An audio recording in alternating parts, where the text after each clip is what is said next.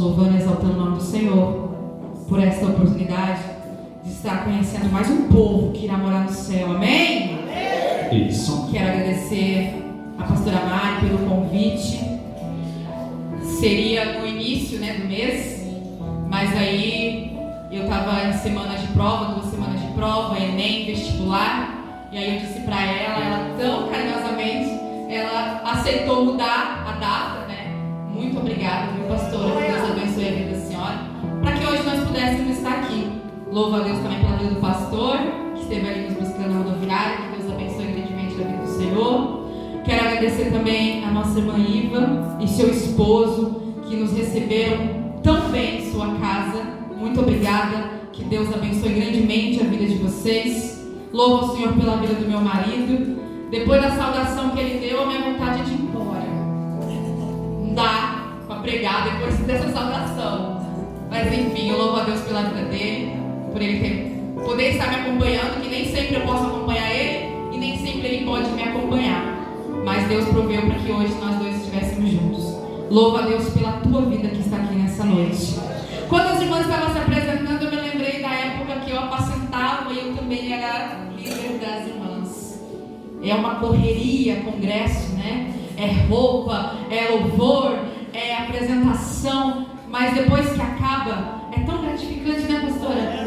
É uma sensação de dever cumprido, sabe? Que a gente deu o nosso melhor para Deus e que Deus recebeu, viu, irmãs? Vocês podem ter certeza que Deus já recebeu todo o sacrifício de vocês. Muitas das vezes, noites mal dormidas, orando para que tudo desse certo. Algo tentou sair ali, da curva, mas Deus foi lá e proveu tudo. Então, tenha certeza que Deus já recebeu todo o trabalho de vocês. Louva a Deus pela sua vida que está aqui nessa noite. Eu tenho certeza que você não veio aqui me ouvir ministrar. Você veio aqui ouvir aquilo que Deus tem para falar com você nessa noite. Amém? Pode se sentar? Não precisa se colocar de pé, não. Abra comigo no livro de 1 Samuel. A pastora disse assim para mim nessa semana: pastora, tem um tema, mas eu vou deixar livre para você. Deixa Deus te usar e fala aquilo que Deus quer falar. Eu falei para meu marido: glória a Deus que ela deu essa liberdade para o Espírito Santo falar. Muito obrigada, pastora. 1 Samuel, capítulo 1, versículo 9 ao 11. 1 Samuel, capítulo 1, versículo 9 ao 11, assim diz a palavra do Senhor. Certa vez, quando terminou de comer e beber em Siló, estando o sacerdote ali sentado numa cadeira junto à entrada do santuário do Senhor, Ana se levantou. Com a alma amargurada, chorou muito e orou ao Senhor. E fez um voto dizendo: ó Senhor dos exércitos, se tu deres atenção à humilhação de tua serva, te lembrares de mim, e não te esqueceres de tua serva, mas me deres um filho, então eu dedicarei ao Senhor por todos os dias de sua vida, e o seu cabelo e a sua barba nunca serão cortados. Posso ouvir um glória pela palavra do Senhor? Amém? Eu quero já aqui começar esse texto, essa ministração conjecturando, porque esse texto ele me dá essa liberdade de conjecturar. Ele me dá essa liberdade de imaginar o que podia ter acontecido ou o que estava acontecendo naquele momento. Ana, uma jovem, ela se casa, a palavra do Senhor diz que ela se casa com Eucana. E se nós pesquisarmos a fundo a palavra do Senhor, nós vamos ver que Eucana era o grande amor da vida de Ana. E naquela época, quando as moças pensavam em se casar, elas automaticamente já pensavam em gerar filhos para os seus maridos. Porque filhos naquela época era sinal de que uma mulher ela era bem-aventurada, ela era próspera. Então as jovens naquela época elas queriam muito ter filhos, que não é o que acontece nos dias de hoje. Nos dias de hoje as mulheres vão se casar, no máximo que elas querem é ter um filho só. Eu não julgo, eu tenho 2 e para mim já é bastante 2. Mas imagina aquela época, uma jovem querendo se casar, e ela se casa com o grande amor da sua vida, e o tempo passa e ela vê que ela não consegue gerar filhos, ela não consegue dar filhos para o grande amor da sua vida. Eu fico imaginando, igreja, o tormento na vida daquela mulher, a tristeza na vida daquela mulher, a angústia na vida daquela mulher, de querer gerar, de querer dar à luz a uma descendência do seu esposo, ela se sentir fracassada, ela se sentir inútil, se sentir impossibilitada de fazer aquilo que todas as jovens, todas as mulheres queriam, que era ter filhos. E naquela época, uma mulher que não pudesse gerar filhos ao seu marido, ele teria todo o direito de se casar com uma outra mulher, para que essa mulher viesse a dar a ele aquilo que a sua primeira esposa não podia dar: filhos. E a Bíblia vai nos dizer então que Eucana se casa com Penina. Penina, uma grande pedra no sapato de Ana. Penina entrou na vida de Ana para humilhá-la, para destratá-la, para colocar Ana no chão. Porque ela poderia dar filhos, ela podia dar filhos para Eucana, porém Ana não podia. Ela podia gerar, ela podia fazer Eucana feliz nessa área, mas Ana não podia. Só que a Bíblia vai nos dizer que Eucana, embora Penina dava a ele filhos, era Ana que ele amava. Era por Ana que ele era apaixonado. E para ele não importava se Ana podia dar filhos ou não. Para ele o que importava era que Ana estava do lado dele, que Ana era sua esposa. Mas a Bíblia diz que Ana, por não poder gerar filhos para Eucana, ela chorava, ela não comia.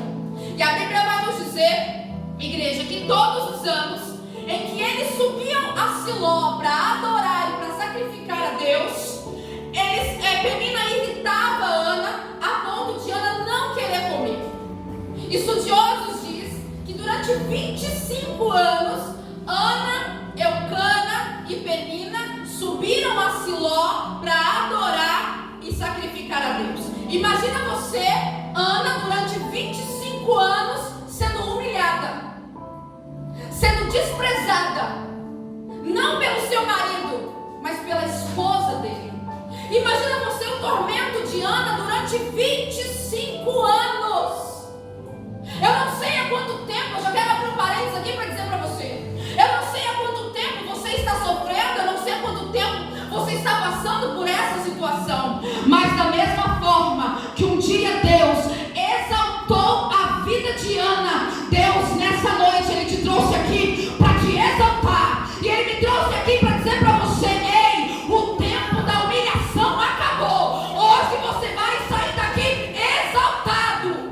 Aleluia! E aqui eu vou começar a ministrar nessa noite. E a palavra que Deus colocou no meu coração tem o seguinte tema: 3 atitudes de Ana que levou ela ao seu milagre. Às vezes, igreja, queremos que Deus nos conceda um milagre, mas nós não queremos fazer nada para Ele. Nós não tomamos a atitude necessária para que Ele possa agir na nossa vida. Às vezes queremos que Deus nos dá algo, mas a gente não quer fazer nada para Ele. Só que enquanto você não mandar para o céu, Deus não manda o que você quer para você. Primeiro nós mandamos para Ele, para depois Ele nos responder. E a Bíblia vai dizer no versículo 9: então Ana se levantou. A primeira atitude de Ana foi se colocar de pé. Todas as vezes que eu vou ministrar a palavra do Senhor, eu peço para Deus confirmar para mim. Ele confirma em casa. Mas quando eu chego na igreja, eu peço: Senhor, confirma mais uma vez, só mais uma vez. Porque eu tenho temor pela palavra do Senhor. Eu jamais vou subir em cima de um altar para falar aquilo que Deus não falou. Eu prezo pela palavra e eu peço: Senhor, fala comigo mais uma vez. E quando a irmã veio aqui e ela leu ali a palavra introdutória, eu vou repetir para você, que diz assim, Isaías capítulo 32, verso 9: vocês mulheres tão sossegadas, levanta-se. Quando a irmã disse levanta-se, Deus falou para mim: tá aí a tua confirmação. Então, igreja, que Ana, ela se levanta. Durante 25 anos, Ana, juntamente com a sua família, ela subia a Siló para adorar e para sacrificar a Deus. Mas durante 25 anos, Ana não tomava uma posição. Ana não se levantava. Ana não se colocava de pé. Durante 25 anos, Penina torturava Ana psicologicamente e mesmo assim, Ana não reagia. E quantas pessoas nos dias de hoje estão vivendo na mesma situação? Estão vivendo amargurados, torturados, cabisbaixos, prostrados, e não se levanta, não toma posição, não se coloca de pé. Quantas pessoas dentro das igrejas estão nessa situação? Estão passando por dificuldades, turbulências na sua vida, está sendo perseguido, maltratado, mas não se coloca de pé, não toma posição na sua vida. Deixa eu dizer uma coisa para você. Deus não fala com quem está prostrado. Aleluia. Deus não fala com quem se faz de coitadinho. Glória a Deus. Ah, Senhor, tadinho de mim passando por isso. Paulo disse em uma das suas epístolas: sofre comigo as aflições de Cristo. Jesus disse: no mundo tereis aflições. Jesus não nos enganou. Ele não disse que seria fácil. Então para de se fazer de coitado pela luta que você está passando. Para de ficar se colocando como coitado, se diminuindo. Ei, Deus não te chamou para você ser coitadinho, não. Deus te chamou para o exército dele. E soldado de Cristo não se faz de coitado. Soldado de Cristo se coloca de pé e vai para a batalha. Aleluia, Deus. Eu vou provar para você na Bíblia que Deus não fala com quem está prostrado. Ezequiel capítulo 2, verso 1 diz assim: esta voz me disse: filho do homem, põe-te em pé e eu falarei contigo. Aleluia. Aleluia. Às vezes estamos passando por situações que não é fácil a vida do crente. Não é. E queremos uma resposta de Deus, queremos que Deus fale conosco. Mas às vezes Deus não fala conosco pela posição que nós nos encontramos. Papai. É pela posição que nós nos encontramos que Deus não fala conosco. Agora, experimenta se colocar de pé para você ver se Deus não vai falar com você. Para ver se Deus não vai agir na tua vida. Para ver se Deus não vai te trazer um milagre, aquilo que você tanto busca, aquilo que você tanto espera nele. Evangelho de Lucas, capítulo 6, verso 8 diz assim: mas ele bem conhecia os seus pensamentos e disse ao homem que tinha a mão mirrada: levanta-se e fica em pé no meio. E levantando-se, ele ficou em pé. Essa passagem vai nos dizer que Jesus ele estava ensinando na sinagoga. E ali estavam pessoas normais, mas também estavam escribas e fariseus. Os escribas e fariseus, eles não estavam ali para ouvir a mensagem de Jesus. Eles estavam ali para ver se Jesus ia cometer algum ato que pudesse incriminar Jesus. Mas a Bíblia nos diz que ali também estava um homem que tinha a mão mirrada, ressequida, atrofiada. Creio eu, igreja, que esse homem ele não estava no meio da multidão, porque tal deformidade poderia levar ele ao apedrejamento ou até a morte. Acredito eu que ele estava bem no cantinho, bem escondido para que ninguém visse ele. Sabe o que me chama a atenção nessa passagem? Que esse homem ele poderia sim ser pego, ser apedrejado, ser morto, mas mesmo assim ele enfrentou todas as barreiras para ir ouvir aquilo que Jesus tinha para falar naquela noite, naquele dia. Talvez querendo ficar no seu cantinho. Tomara que ninguém me vê. Mas eu posso dizer uma coisa para você? Antes mesmo de você entrar aqui, Jesus já tinha visto você entrar neste lugar. Jesus já te viu. E se Ele te viu, você pode ter certeza que você vai sair daqui com a tua vitória. Em nome de Jesus. O homem pode te ver e não dá nada por você. Mas quando Jesus nos vê, igreja, tem vitória certa. Só que a Bíblia vai dizer que Jesus, ele vê aquele homem aonde ele estava, do jeito que ele estava. Só que me chama a atenção que Jesus disse para ele: levanta-se. Jesus podia ter falado com ele do jeito que ele estava, sim ou não, igreja? Sim. Podia. Jesus podia ter falado com você lá na sua casa? Podia. Mas você se levantou, tomou uma posição e veio aqui na casa dele ouvir aquilo que ele tinha para falar com você nessa noite. E aquele homem, então, ele se levanta, ele se coloca de pé, porque sentado, prostrado, Deus não fala.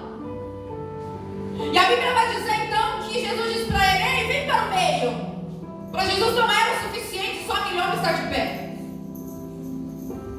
O meio aqui é o centro da vontade de Deus. Jesus está dizendo para ele: agora que você se colocou de pé, agora que você tomou uma posição, agora eu quero você no meio da minha vontade, fazendo a minha vontade.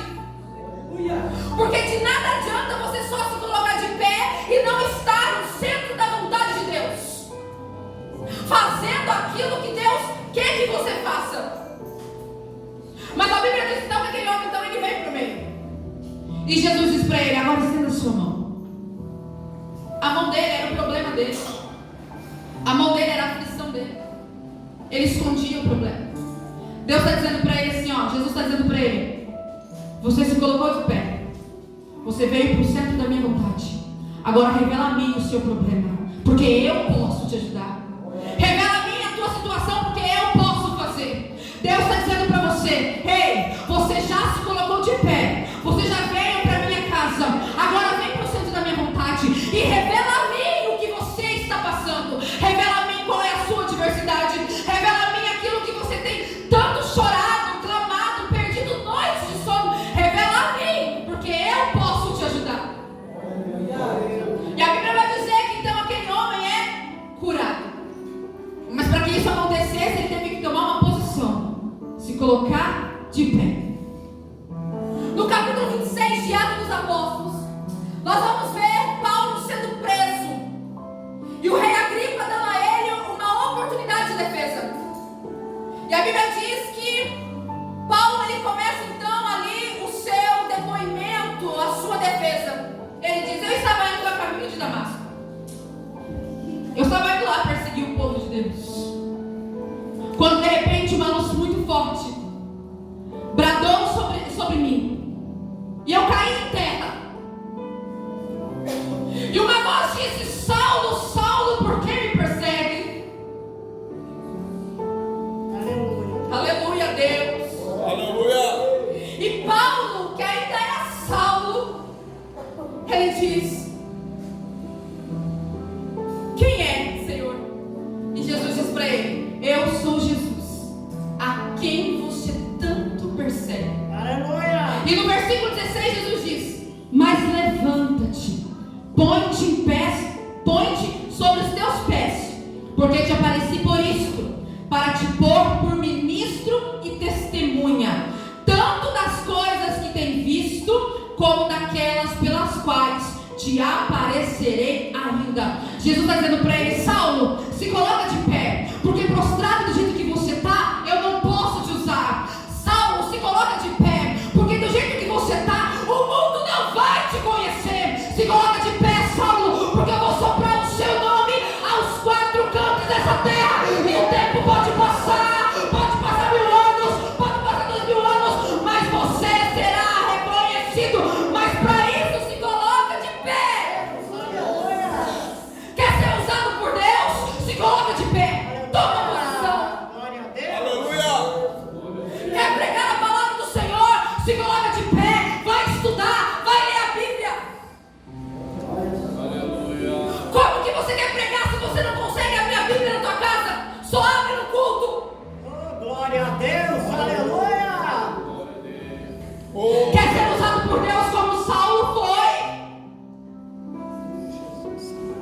coloca de pé e toma uma posição. Aleluia! Jesus nos chamou para nós estarmos de pé, igreja. Aleluia! Enquanto Ana estava prostrada, Deus não podia dar a ela o que ela tanto queria. Enquanto nós estivermos nessa posição, Deus não vai nos dar aquilo que a gente quer. Posso dizer outra coisa para você? Chorar não comove o coração de Deus. Não comove o coração de Deus você chorar. Mas você se levantar e dizer: Senhor, estou aqui. Me usa, Senhor. E isso move o coração de Deus. Isso move o coração de Deus. Você reagir diante da presença do Senhor, isso move o coração de Deus. Você acha mesmo que ficar em casa em dia de culto, se lamentando pelos problemas, Deus vai lá te dar aquilo que você quer? Você acha que enquanto a igreja está aqui cultuando, louvando, a ministração está aqui sendo ministrada e você está na tua casa, você acha que Deus vai dar o que você quer? Não. Toma uma posição, igreja. Se levanta, reage. Aleluia! Reage. Não é fácil, eu sei. As lutas são grandes, eu sei. Mas reage. Glória a Deus, glória a Deus. Mas reage. E a Bíblia vai dizer que Ana reagiu. Ela se levantou, tomou uma posição. Creio eu que ela colocou no seu coração: eu vou lá agora. Eu vou lá na porta do templo. Eu vou clamar ao Senhor. E ela foi. E ali ela começa a clamar.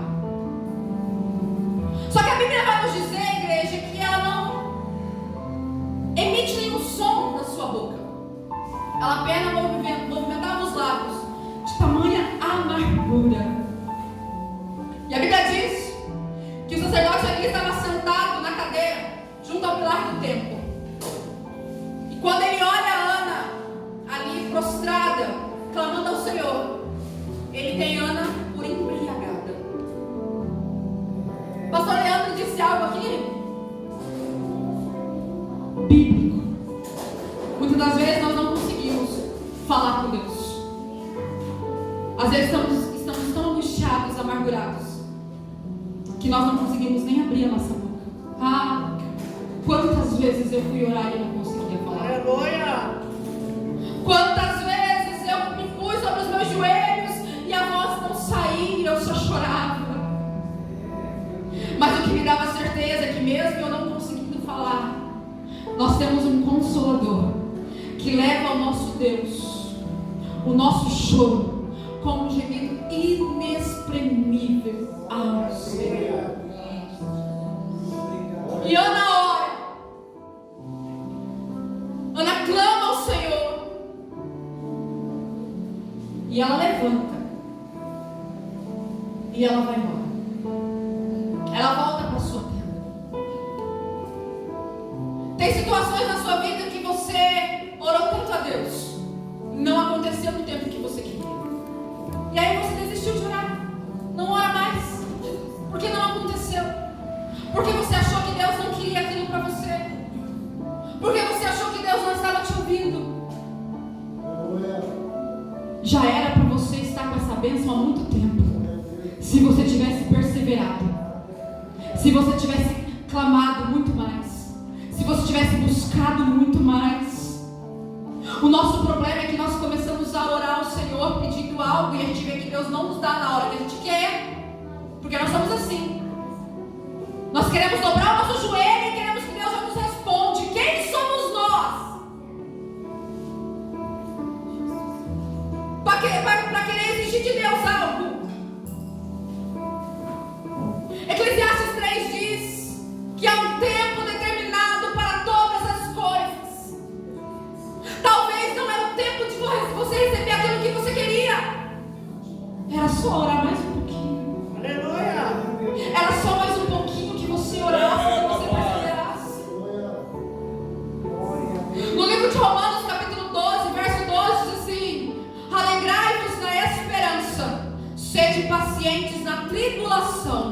e perseverai em oração. Precisamos orar, igreja. O que falta no meio de nós é orar. O nosso Deus não mudou, é o mesmo. É o mesmo ontem, o mesmo hoje, e Ele será o mesmo eternamente. O que mudou fomos nós, que paramos de buscar, que não oramos como orávamos antes, que não buscamos como nós buscávamos antes. Quem mudou fomos nós. Por que outrora nós víamos tantos milagres, prodígios e maravilhas no meio da igreja e hoje a gente já não vê mais? As irmãzinhas de antigamente, os joelhos dela era cheio de calo. Verdade, Deus. Aleluia. Porque buscavam, porque perseveravam e o milagre acontecia. Deus pagava.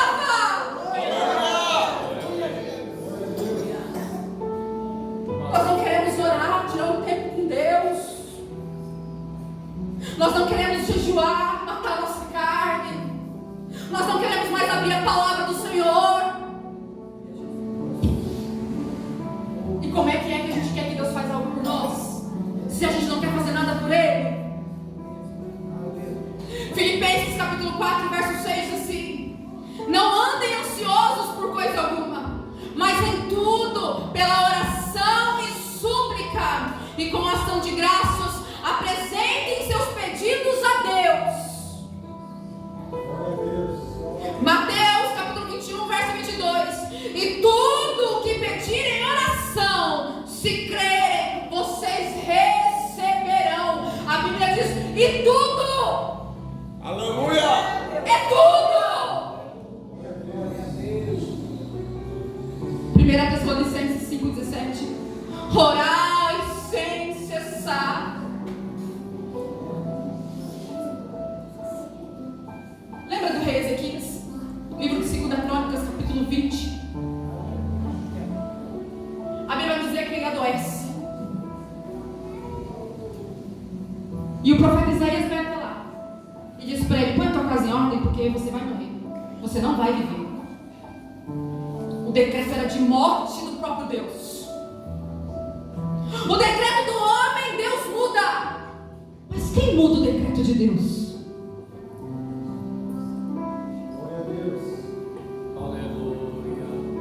Você pode mudar o decreto de Deus na sua vida. Sabe por quê? Porque quando o decreto chegou na vida de Ezequias, ele não fez como a gente faz às vezes. Ah, tá bom, Deus já falou. Não. A Bíblia vai dizer que ele se vira para a parede. E aí ele começa a orar ao Senhor. Lembra, Senhor, de tudo que eu fiz, que eu andei na tua presença. E antes mesmo que o profeta saia do pátio do palácio, Deus diz para ele: ei, Isaías, eu decretei morte na vida de Ezequias. Mas ele orou a mim. E por ele ter orado a mim, eu mudo agora o decreto na vida dele. Glória a Deus. Ezequias volta lá e diz para ele: ei, Deus ouviu a tua oração. Você não vai morrer. E ele te acrescenta mais 15 anos sobre a sua vida. O homem pode mudar o decreto na sua vida. Decreto de homem. Mas o decreto de Deus, se você orar, você consegue mudar. A Bíblia diz que Deus não é homem para que minta, nem filho do homem para que se arrependa. Mas quando Deus pega um coração contrito, quebrantado, ei, Deus, ele muda decreto sim. E aquilo que era morte na vida de Ezequias, ei, se transformou em vida. E se hoje você orar ao Senhor, entregar o seu coração a Ele, aquilo que era morte na sua vida, ei, Deus acrescenta mais 15 anos e o nome do Senhor vai ser glorificado. Aleluia! Mas o segredo é orar, igreja.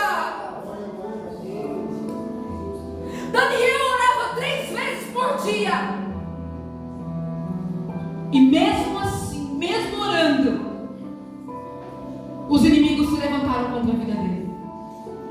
Estamos vivendo uma geração que muitos acham, porque serve a Deus, nada pode acontecer. Está isento de luta, porque eu oro, porque eu vou na igreja, porque eu leio a Bíblia, porque eu faço isso, porque eu faço aquilo, porque Deus está permitindo. Daniel orava 3 vezes por dia, o inimigo se levantou contra a vida dele. E ele é jogado na cova dos leões.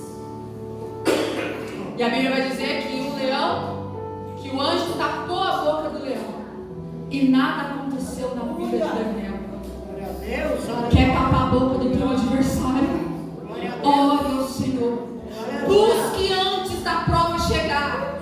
Busque antes da tribulação chegar. O problema dos crentes de hoje é querer buscar quando já está na prova, quando já está na luta. Não, igreja. Temos que ter crédito com Deus no céu, buscando em todo tempo, orando em todo tempo. Aleluia! Então a Bíblia vai dizer que Ana, ela chora. E ela ora ao Senhor. E ela toma a terceira atitude. Ana faz um voto ao Senhor. Versículo 11. E fez um voto dizendo: Senhor dos exércitos, se benignamente atentares para a aflição da tua serva, e de mim te lembrares, e da tua serva não te esqueceres, mas a tua serva deres um filho homem, ao Senhor o darei todos os dias da sua vida, e sobre sua cabeça não passará navalha. Ana se levanta. Ana ora. E agora a Bíblia diz que Ana faz um voto. Senhor, se o Senhor me der um filho, eu vou devolver ele para o Senhor. É o meu sonho, Deus, um filho, mas se o Senhor me der, eu devolvo. Sabe qual é o nosso defeito? Pedir para Deus e não querer dar nada em troca para Ele. A gente só quer de Deus e não queremos dar nada para Ele. O mundo aí fora, no mês de outubro, dia 12 de outubro, vocês são inteligentes, faz promessa, faz procissão, sobe escadaria de joelho, escadas de joelho.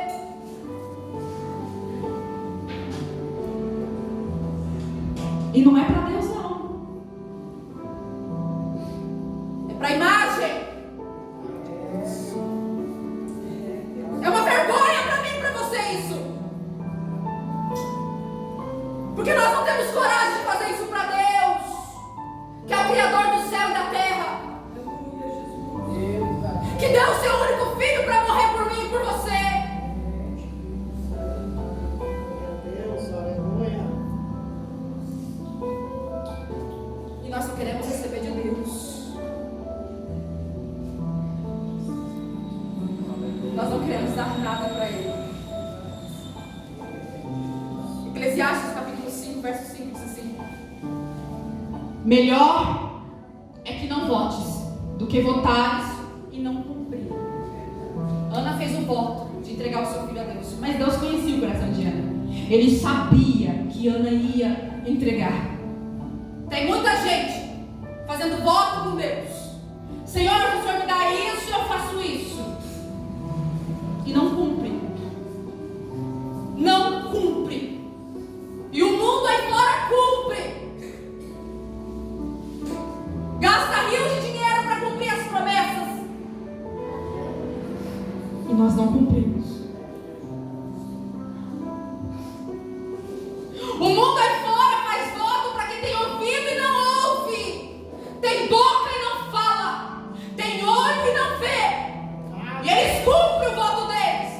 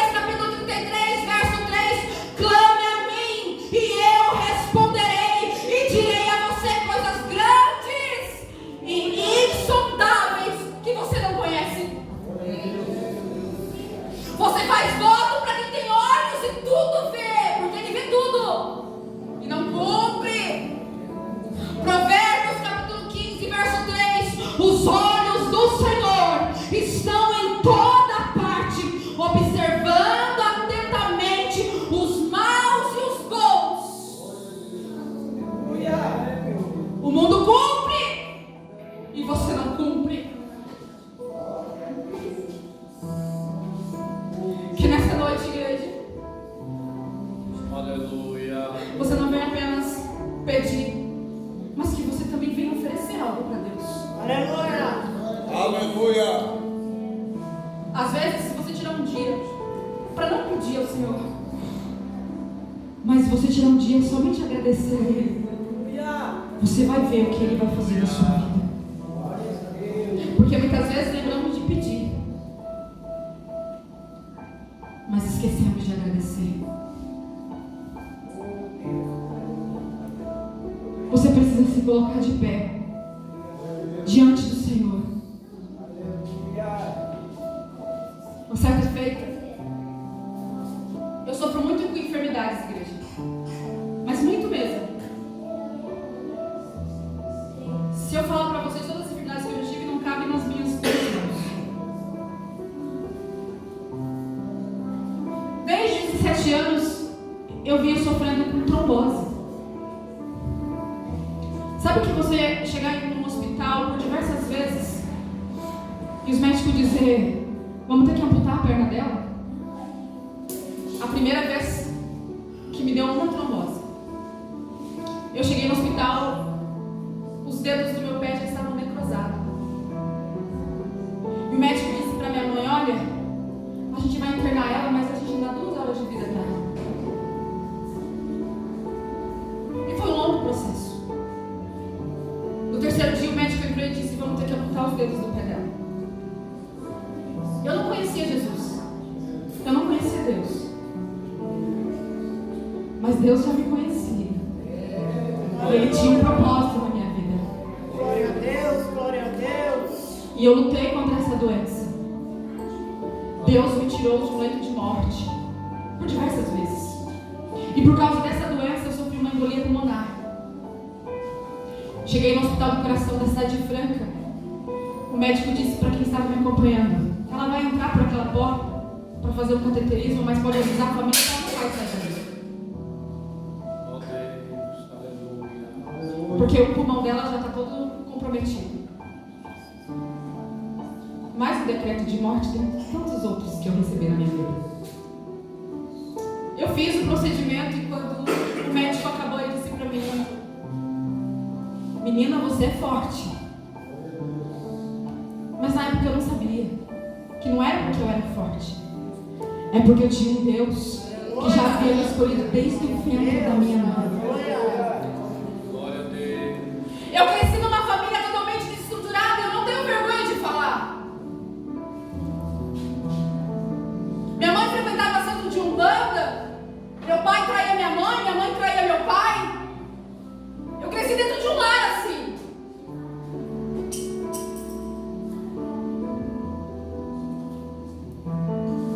Eu cresci ouvindo a minha mãe dizendo assim pra mim: eu odeio você porque você é a cara do seu pai. Eu nunca tive mãe. Nunca. Mas essa mãe de tanto me odiava tirou a própria vida. E ela morreu nos meus braços.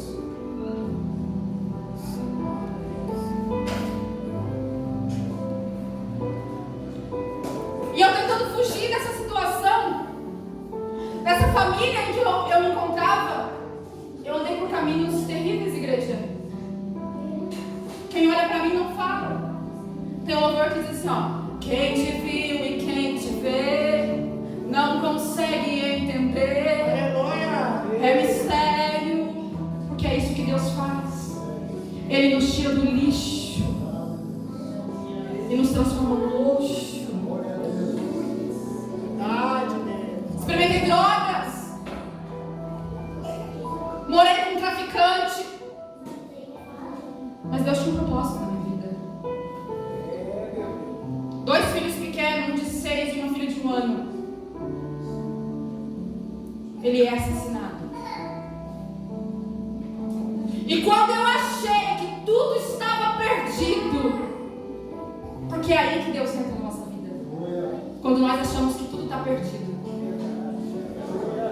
Ele me tirou do mundo em que eu estava e me trouxe para a casa dele. Tive 2 tumores. O primeiro, os médicos ficou espantado pelo tamanho que já estava. Me deu 30 dias para começarmos um tratamento, para saber o que eu ia fazer, se eu ia fazer químico, se eu ia fazer rádio. Deus me levou para o Hospital das Clínicas de Ribeirão Preto, na área de oncologia. Só que aí eu já conhecia Jesus. E quando eu cheguei lá, eu vi aquelas mulheres sem o seio, com a cabeça raspada. Eu olhei e disse: Senhor, se é isso que o Senhor quer, eis-me aqui. Se o Senhor quer me usar, Senhor, neste lugar, eis-me aqui. Se eu tenho que passar por essa doença para que o nome do Senhor venha a ser glorificado, eis-me aqui. Minha família ficou desesperada. Meu pai, meus irmãos se desesperaram. Eu fiquei tranquila, porque eu sabia no Deus que eu confiava.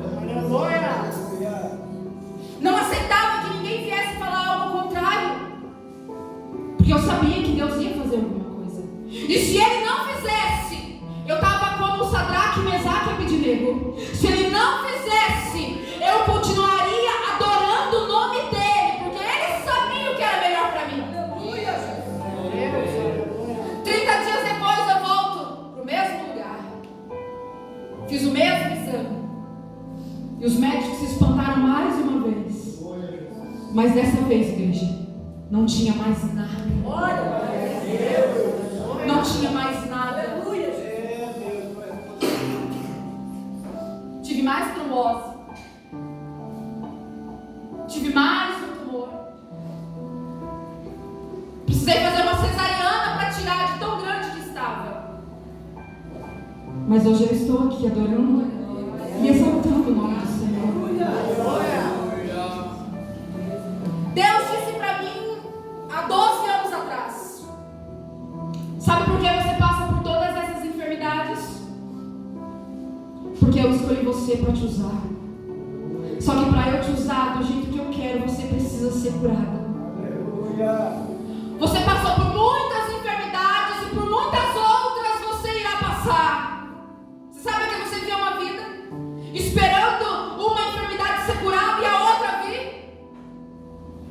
Mas eu entendo que Deus quer usar a minha vida para que o nome dele venha a ser glorificado nessa terra. E eu aceito. Eu não murmuro, eu não reclamo. Talvez, igreja, se eu murmurasse, se eu reclamasse, eu não teria passado da primeira enfermidade. Mas todas as vezes que o inimigo se levanta, eu me coloco de pé, eu tomo uma posição, eu oro, eu clamo, eu faço votos com Deus e eu cumpro. E todos os dias eu digo para Deus: Senhor, eis-me aqui. Obrigada por tudo. Hoje eu tenho uma família abençoada. Eu tenho um marido abençoado. Eu tenho 2 filhos abençoados. Eu tenho um filho de 21 anos, presbítero da casa do Senhor, pregador da palavra, músico. Eu tenho uma filha de 6 anos que canta lindamente, toca teclado. Eu só tenho a agradecer a Deus. Mas todos os dias eu me coloco de pé. Eu tomo uma posição todos os dias de continuar.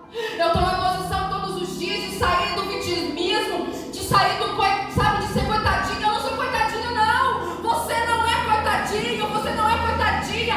Você é um escolhido e uma escolhida do Senhor. Então se coloque de pé e tome uma posição. Deus, Ele quer te dar. Deus, Ele quer fazer. E a Bíblia vai dizer, igreja, então, que Ana recebe o que ela queria. A Bíblia diz que ela pede um filho homem para Deus. Ela é específica no seu pedido. E Deus dá a ela aquilo que ela queria. Talvez se Ana continuasse só chorando pelos cantos da tenda, ela não teria recebido Samuel e os outros filhos que Deus deu para ela. Porque Deus, Ele não deu somente Samuel. Deus deu mais 4 ou 5 filhos, né, irmão? Mais 5 filhos para ela. Sabe o que eu entendo aqui? Que Deus não deve nada para